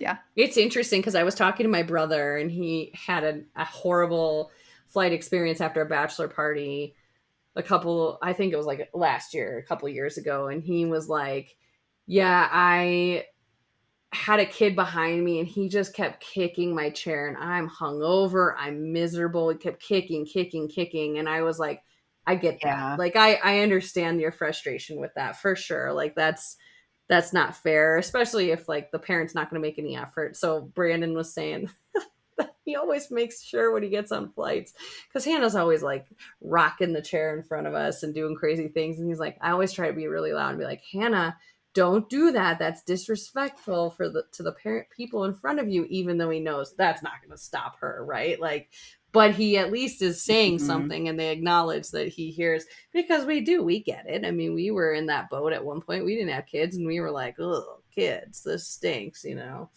but it's hard, but you're right. Like, it's the same thing like that I said about the peanut lady. Like, you're going on a flight and you can't expect every single person on that flight not to have peanuts when you're severely allergic. Like, I don't know what you do there. I've been on flights before. I've actually been on 2 where they've come over the intercom and said that they have somebody who's anaphylactic on the flight and you cannot open anything that has peanuts in it. I've never heard that Same. before. I've never heard that. And I also think like, if that's the case, like, but here I am again, like I'm an over communicator. I'm like, send me an email the night before and tell me that there's going to be a person on that flight that's severely allergic. I won't even bring them on the plane because by that point I already have it on the plane. And you don't know what my kid's going to do. I don't know what my kid's going to do from minute to minute. If she pulls out her peanut butter and jelly, shit, like that's bad. I need to not do that, but I can't, so anyway, neither here nor there. Yeah. Leah, have you had any people that you've been like, all right, back off? I've only had one. I've actually had a lot of really positive experiences with people, which has again been going to expecting the worst and hope for the best. And I've seen a lot of the best of humanity. I especially on my trip back from Hawaii after my dad fell and all of that catastrophe. There were a lot of really great people, but on a flight, again, I don't know which flight it was. Wesson will always cry in the beginning, but then it's like pretty much as soon as we take off, he falls asleep. And, so when we're just sitting there on the tarmac waiting, like, we try and board later so that there's less time on the flight. That's another tip, to not board at the first boarding group. Oh yeah. Especially really quickly, because if you do travel with kids, they have family boarding a lot of times. And that's like after group 1 or after group 2. And it's like, I mean, I don't know what, a million people told us in Europe, oh, you can get on first. I'm like, you don't want my kids to get on first. I don't want my kids to get on first. I understand the sentiment. It takes you a little bit longer to do things. Go on. Sorry. Yeah, no, totally agree. But, we were sitting there and there was a woman who was a couple rows in front of us who sent the flight attendant over to talk to us and say, hey, this woman has an extra device. She's willing to lend it to you guys so that your kid can watch whatever and calm down. And I was like, oh, thank you. Like, please tell the lady thank you. That's very kind of her and generous to offer, but we're not interested. We appreciate it. So the flight attendant went back and told the woman that. And then it couldn't have been even 10 minutes. So seriously, Wesson's never cried on a flight for more than 20 minutes. So it couldn't have been 10 minutes. And the woman walks over with her iPhone and just stuck it in front of Wesson's face. That woman is lucky I didn't knock it into her face. So I was like, we're good. Thank you. And she's like, well, this works for my baby. And he looks like he's the same age. And I was like, that's fantastic. I'm happy for you. You've already asked. We politely declined. And if you ask again, it's not going to be polite. I have this like weird fantasy. I think I'm a Chihuahua. I have this weird fantasy that I'm like bigger than I am, and like I have, because I just, in my mind, I'm so ferocious, and I'm going to take on these people. I'm 5'3". Like I'm not going anywhere. So anyways, yeah, that's the only time that I really like was frustrated with anybody. When the catastrophe of coming back from Hawaii happened, and I was like trying to get my dad on the flight in the wheelchair, trying to get Weston on the flight, trying to get the stroller and the stroller bag. There was a woman who came up to me and was like, I can take your bags for you. I'll take this down to gate check. I will help you out. And me just like not trusting the branch that just fell from my tree, that calling it that it's a branch, was like, this woman's going to steal my stuff. I can't help her. Like, I can't let her help me out. And then sure enough, she was sitting in the seat behind us, and Weston was playing peekaboo with her the whole flight. And I was like, oh man, I kind of feel bad that I didn't trust you and take you up on your offer. Cause I definitely like our stroller and our stroller bag. It's bigger than me. Like, and so I look ridiculous when I put it on as a backpack to carry it down the tarmac or down the jetway. Coupled with carrying a toddler and a diaper bag and a dad in a wheelchair. Like, I just should have trusted in humanity a little bit more in that moment and been like, where is this woman going to take my stroller? She's going to take it down to the end of the jetway. She's not going to go run off with it. She was like older. We talked. She's got 4 kids. They were all like in their 20s and 30s. Like just a nice lady. So I should have trusted her and taken the help. But yeah, I've only had that one lady. The rest of them have been great. Flight attendants have always been awesome. Pilots have always given us wings. Like that's always been, we've got a couple sets of wings, which I think is really cute. I remember getting those as a kid, but they were like puffy stickers and now they're pins. And I'm like, who decided to give a child a pin? Like I got a pin. I remember getting a pin from United when I was like, I don't know, 10, maybe a little bit younger, but you know what? Hannah hasn't had a lot of pins, I think, or, you know, wings or anything. She's only gotten it once. And I'm like, I need to start like focusing on that because I think she'll love that. But I don't know if they like wait for you to kind of initiate things. I'm not really sure how that all goes, but she loves that kind of stuff. They've always just given them to us, but I'm sure if you ask for it, they'll give them to you. Like they usually give it to us as we're getting off the plane. Okay. Alaska was the nicest. It was actually metal. United is like plastic. Yeah, United's very plastic. American, I think, is metal. Yeah.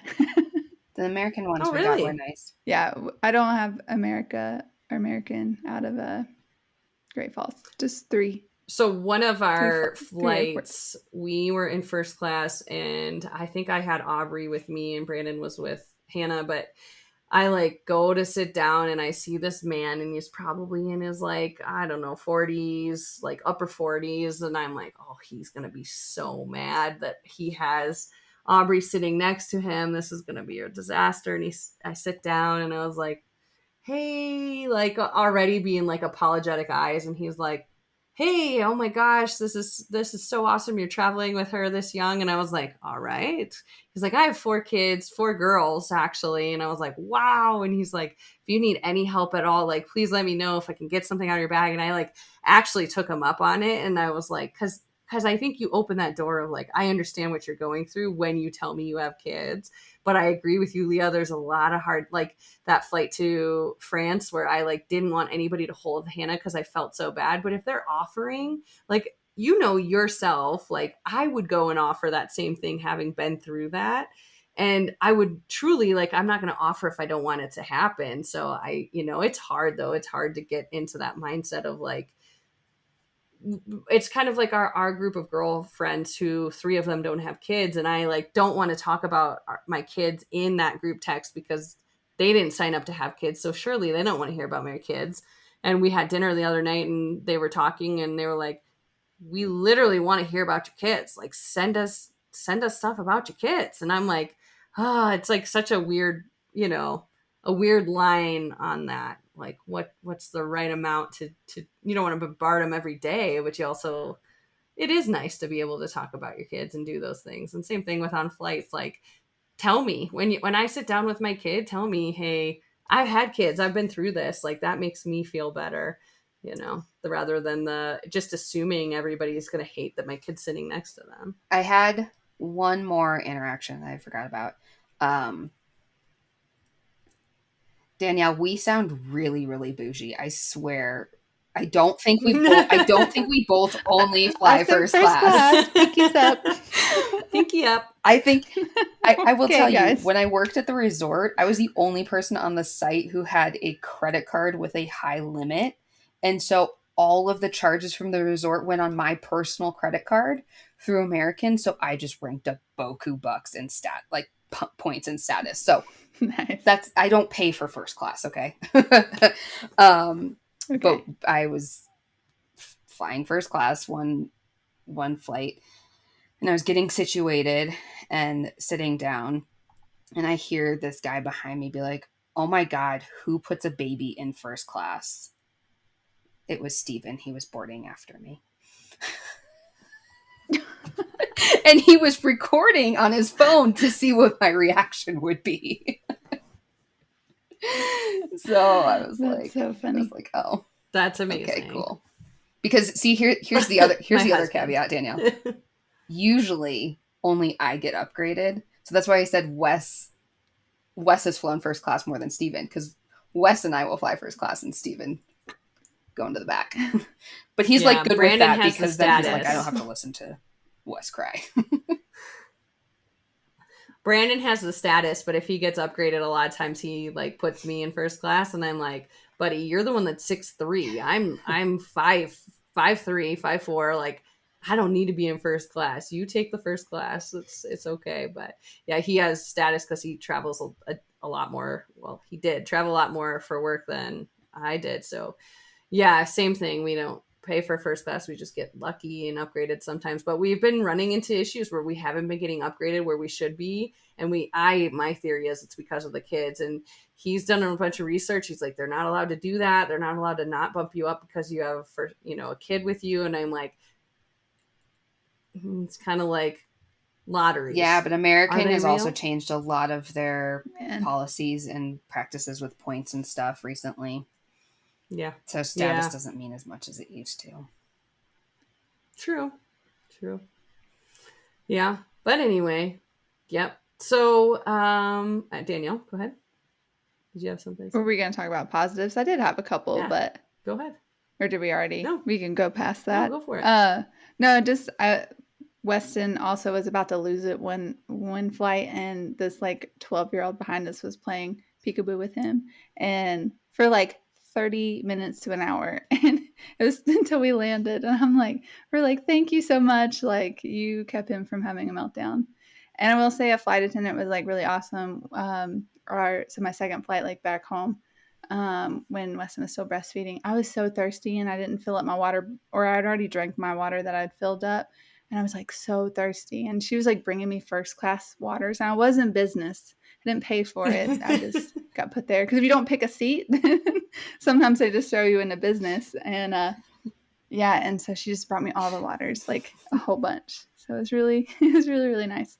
And she gave us wings too, and she's like, he was so good. And so she had kids, and so she just got it. I'm like, I'm so thirsty. But they were like the mini bottles. I think she brought me 5. Yeah, it was great. The flight attendants have been so great, like so great. I have never had an experience that they haven't. They usually come up and they try to play peekaboo, or they try to talk to them, engage with my kids, and I'm like so appreciative of that, because that is, anytime like you get uneasy about what's going to happen with your kids, anybody who engages in a positive manner, you're like, oh, thank goodness. There are good people out there. There are people who aren't going to be mad at me.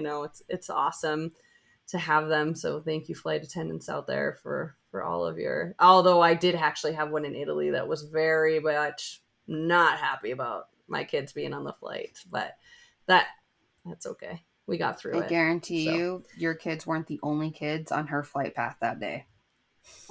No, yeah, I know. Exactly. I try to be really respectful, because I know, like, especially on those 10, 11-hour flights, like, my kids make a big mess, and I try to clean up as much as possible to and I know that's not the flight attendants cleaning up, there's other people, but trying to be respectful of that, of like, hey, I'm not going to leave a whole bag of popcorn smashed up on your floor that you have to take forever to clean up with your vacuum cleaner that doesn't take forever, but you know what I mean.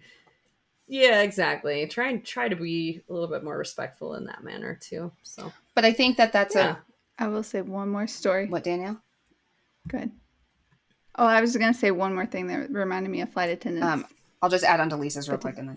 But I think that's also a really good point, Lisa, because that's not how all parents are. And I think that adds to why people don't like having kids around, right? Is you being kind of in that selfish mindset of, okay, my kid's destroying everything. I don't care. I'm not going to do anything about it. But if you make that extra effort and if you genuinely care, like, okay, I know, I'm always thinking like there's somebody's job is to clean up. Somebody's job is to do this. Like, would I want somebody to intentionally make my job harder? No. So I'm going to do the best that I can. And obviously it's hard with kids, right? You're not going to get everything cleaned up. There's going to be instances where you can't, but like the people who just blatantly neglect that, like, okay, sorry, I'm speaking from experience at restaurants, right? Like there's a significant difference in the families that, I don't even want to say clean up, but straighten up versus the families who just cause mass destruction. And I 100%. I stack my plates. I pick up the big chunks off the floor just because I worked at Red Lobster and this couple came in with their little baby every single week and they would get her the fried whatever seafood stuff and she would just look at me, I swear, and like drop it on the floor. and they would leave. I'd have them move the whole table and use that little vacuum roller thing to get. It was just so much to clean up. So yeah, ever since then, it's like I'm the same way. And I will literally I'll even wipe the table where my son ate. So I feel you. Yeah, I think it's a big respect thing. Like, you know, we had Hannah's daycare, one of the things when we had her parent-teacher conference for a 1.5-year-old, they were like, we've noticed that Hannah doesn't clean up after herself. She doesn't clean up, her toys and stuff like that. And I was like, we're on it. I'm not being the one parent whose kids doesn't clean up after themselves when they're done. So like, if you're done with that toy before you move to the next toy, let's go put it away. We're not good at it, but we're still working on it. And yeah, like same thing at a restaurant. Let's be respectful of the people that are working for us and doing stuff like that. So yeah, I agree. Danielle, did you have another positive? Did you say story? Yeah. Another flight attendant story. It was from Seattle to here and it's like under a 2-hour flight, but we were not taking off as soon as, the flight attendant was like, and she's like, we got a baby on board. We need to get the lights off. So she just wanted him to like go to sleep. And she knew that he was on the verge of just losing it. And then she also gave us airplane bottles. She's like, what do you want to drink? She gave Ryan 2 and me 1. And she's like, you look like you need 2. And I'm thinking like, hello, I'm the mom here. But like, look at a good dad he is. Cause I will say Ryan will hold Weston when he sleeps mostly more than me. He just has more as a man, more real estate, and I think more comfortable than me. Totally. It's like, I don't know, like his arms are nicer to fall asleep in probably than mine. So yeah, he's like, haha, I get 2, and she only gave me 1 little airplane bottle. I got like vodka and Coke, and he had like 2 Jacks, and I'm like, okay, that's how it is. I know they're both really cute, so it's fine. But that was just nice. She just wanted us to get up in the air so she could get the lights dim so he could go to sleep. That's cool. But yeah. That's all I got. I will say they kept my champagne full on the flight back from Hawaii, which was very nice. Yes. Oh, in first class? Yes, I just drank it with my pinky up and my nose in the air. Oh, my toddler was running around the pod. Well, Weston's eating off of a silver spoon in first class. You know, I saw this meme yesterday. Us peasants in the back, we don't even get a free drink. So Danielle, this is only going to dig my grave even deeper. But let me hear it. We only flew first class growing up, And my dad used to always say, like, we're not going to go fly with those people, as a joke, as a total joke. But like, he was like, and so now to this day, he'll be like, are you flying with those people? And I'm like, yes, Dad, I am one of those people now because you're not paying for me to go everywhere. No, but I was just thinking how we all just went into like a British voice, right? I saw this meme yesterday, literally, that was like, do the Brits know that when we are imitating and being snotty, we always have a British accent? Very posh. Well, mine was redneck. I was country. I don't know. That's so funny. Yeah, a stay-at-home mom, it's really hard to get that first class ticket. I love it. So my tickets probably come from Expedia. You have like 85 stops to get one state over just to get the Yeah, no, I will pay the extra money to just have one stop. For sure. Yep. I like it. Well, is there anything else we want to cover before we move along? I know we talked about some packing hacks. The big thing that I'll say is go ahead, Leah. Oh, no, go ahead. I'm changing the subject. Okay. I really try to find Airbnb and VRBOs that have washing machines. So that's a big thing for me, and that's why I try to travel lighter. Like for Europe, we got shuttles both in Scotland and Italy, and they brought these like huge vans for us. And I mean, granted, there were like, depending on where we were going, 7 to 9 of us, so they needed them. But the 4 of us came out, Brandon, me, Aubrey, and Hannah, and we had 2 suitcases, and then each of us had a backpack, except for Aubrey. She didn't have a backpack. But and the guys kept being like, it would be very cute. But they were like, where's the rest of your stuff? And we're like, no, this is it. This is all we have. And they're like puzzled, right? Like that to us, like, so we also ask, do you guys have a crib at the places that we rent? We don't rent them, only rent places that have cribs. But when we were in France, Brandon found a company that rents cribs to you.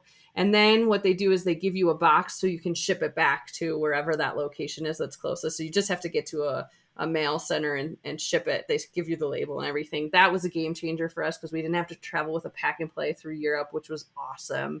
So we did those kinds of things. I tried to think of Aubrey going through 4 outfits in one day for blowouts. And so I tried to get through 3 days worth of that. That's a lot, right? Like that's 12 outfits. That's a lot of outfits. That's the max that I'll bring with us. And like, hopefully she won't blow out 4 times in one day, but you know how it is. Like she's eating new solids. She's going to be messy. So, and then we'll do laundry. Same thing with Hannah. Like I try to bring like 2 pairs of pants, 3 pairs of shorts, and then 5 shirts, and that's it. And we are very limited on what we bring. Like we're on vacation together. We all know what we look like. We all know we don't need to dress up with our nicest outfits. Yes, we'll bring maybe 1 good outfit for each of us, but we are very minimal in what we bring. And then, 2 pairs of shoes. I will say the reason we ended up with 2 suitcases this time, and I'm very big on like, I want to go all carry on all of my flights. So we have no way of losing our stuff. But we brought 2 sleeves. We brought a sleeve each of diapers for each of them, which took up half the suitcase, half this big suitcase.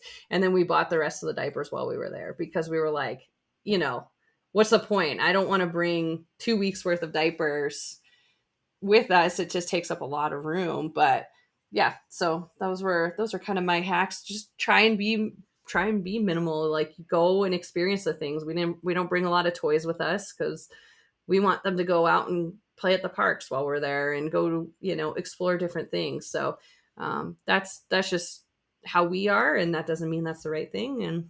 But that's how I like to travel light. That's good advice. I need to do that. I have too many cute outfits. I just don't know how to choose. Yeah. But you're right.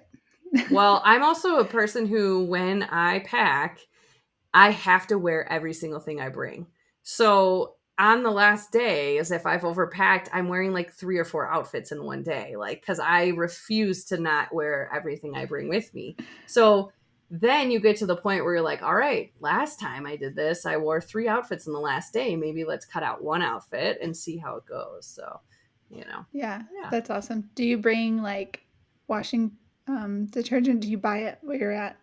I've done both. So my kids have bad reactions to laundry detergent, scented laundry detergent. So if I'm going to somewhere in the States and I know they'll have Dreft, I'll be like, no big deal. I won't travel with it. If we're going to go somewhere where I don't know what we're going to experience, I will travel with like you can buy like the sample or the travel size Drefts. Sometimes you have to get them on Amazon. So you have to kind of do a little bit of planning, and I'll bring those with us. Europe, I forgot, and I did find, luckily, an unscented laundry detergent while we were there, so that I could do that. And some of the Airbnbs do have laundry detergents, but again, those are mostly scented, so I'm not able to use those. So yeah, traveled with same. I Jeff. don't like the scented I either. travel with Yeah. my own laundry Yeah. detergent even to my in-laws.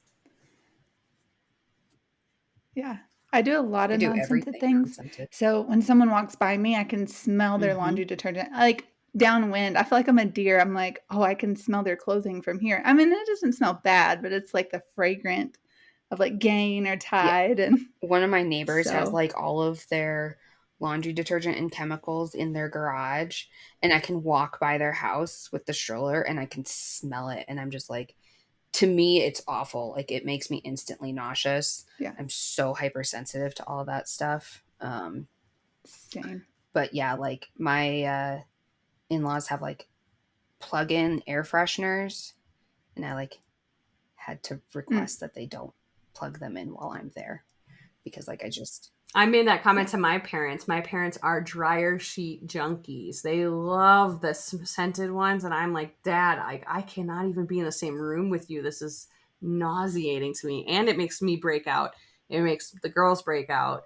Like, it's so hard though, because that's their lives. I understand it. Like, I said something to my mom. I'm like, I don't want to change your lives. I know that's very difficult, but like, the sheets that we sleep on, can you at least like use the Dreft for that? Like, I know the Dreft doesn't clean like the Tide does, but if you can just try to do that on our way down. And if you forget, that's okay. Like, I will wash them when I get down there, and I will wash them in the detergent that I bring with, or that you guys have stored that's mine, because it's just not worth it to me to go through those breakouts and being itchy and gross all over. So Yep. yeah. So I asked ChatGPT, where are the best places to travel with kids under the age of 2? And what do you think is number 1?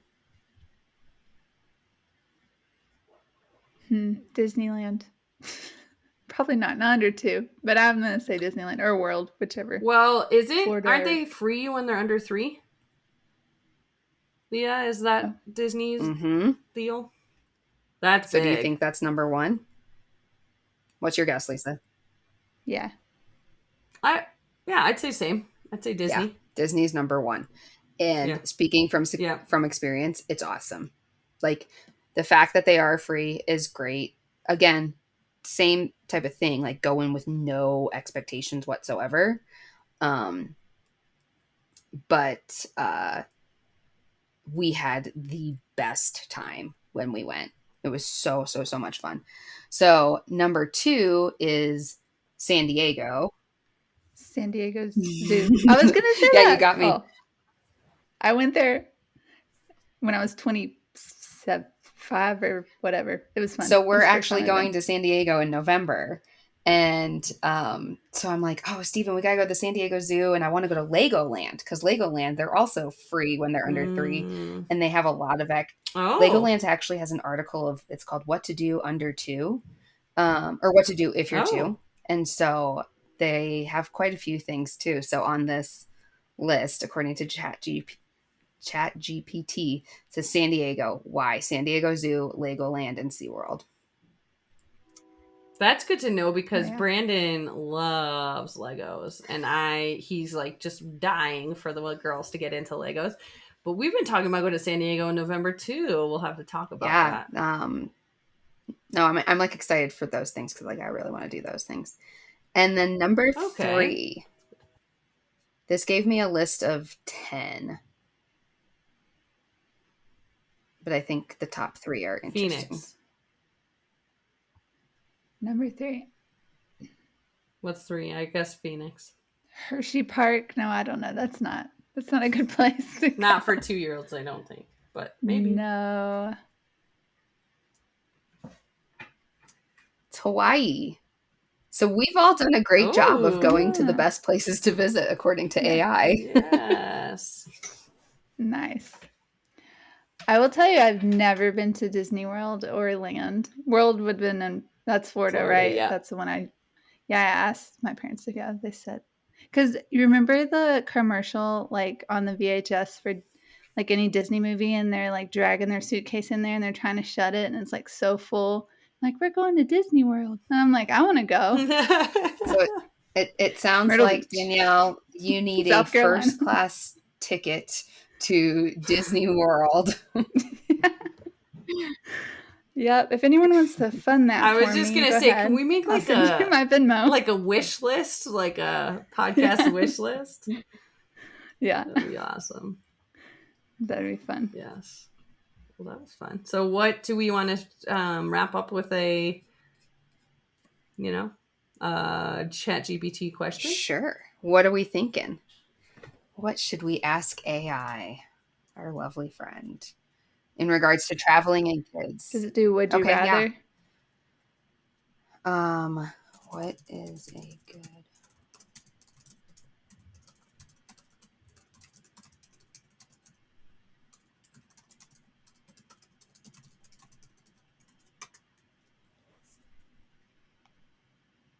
Okay.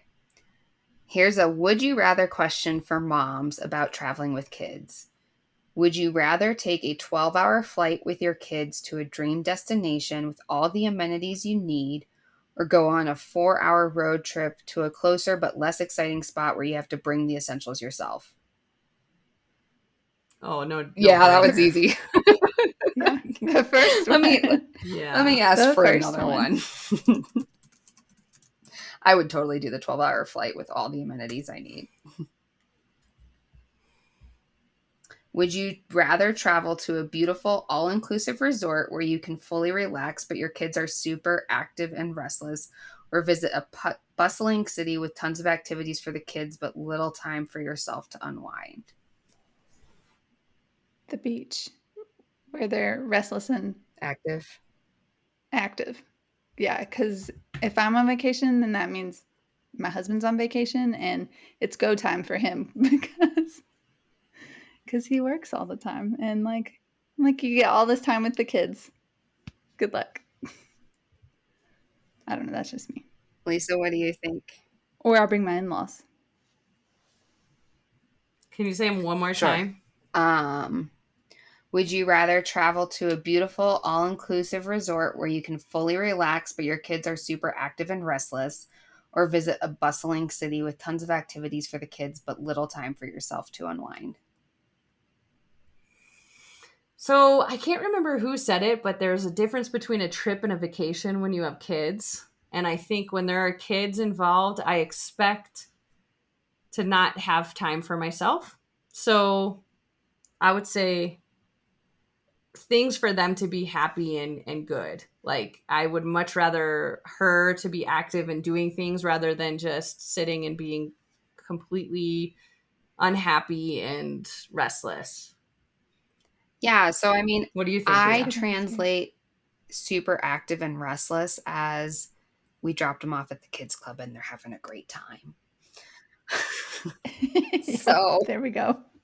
Now I don't feel so so bad I'm gonna go anymore. option 1 of I'm fully relaxing and the kids are with the resort babysitters and it's awesome. Yeah. I like your answer too, Lisa. Mhm. That makes sense. Sure. I always need a vacation after vacation. Oh, yeah. I come back and I need to sleep Always, absolutely. and exhausted. Speaking of, Well, that was good. I know we jumped all over the place, but I think that was, hopefully people got some good info out of it. Yeah. And always feel free to send us questions, engage with us on social media. We are able to do that. So anything to add before we go? Don't think so. Okay. And that wraps up another episode of Mom Jeans, trying to fit into motherhood.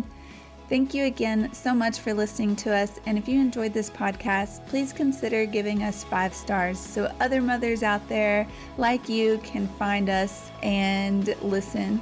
If you would like, you could follow us on any of our socials at Mom Jeans the podcast. If you have questions, would like to send us your birth story, or give us suggestions or things that you would like to hear, please email us at hello@momjeansthepodcast.com. See you next week.